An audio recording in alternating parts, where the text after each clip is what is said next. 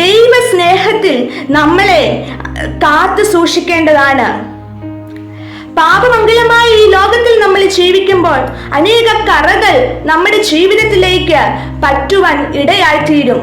എന്നാൽ അത് വിശുദ്ധിയോടും ദൈവകൃപയോടും നമ്മളെ തന്നെ സൂക്ഷിക്കേണ്ടത് അത്യാവശ്യമായ കാര്യമാണ്.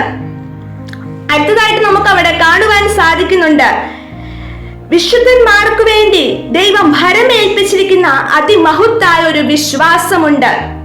ആ വിശ്വാസം നമ്മൾ കാത്തുകൊള്ളേണ്ടത് അത്യാവശ്യമായ കാര്യമാണ്. ആത്മീക വർധന നമ്മൾ ദിനംതോറും പ്രാപിക്കണം. ഈ ലോകത്തിൽ ദുരുപദേശങ്ങളും പൈശാചികമായ തന്ത്രങ്ങളും മറ്റും നിറഞ്ഞിരിക്കുന്ന ഈ കാലഘട്ടത്തിൽ നമ്മൾ ജീവിക്കുമ്പോൾ പ്രിയമുള്ളവരെ, നമ്മളെ തന്നെ സൂക്ഷിക്കുവാൻ ഏറ്റവും പ്രധാനപ്പെട്ട കാര്യമാണ് നാം അനുദിനം ആത്മീക വർധന പ്രാപിക്കുന്നവരായിരിക്കണം. പ്രാർത്ഥനയിൽ നമ്മൾ പോരാടുന്നവരായിരിക്കണം.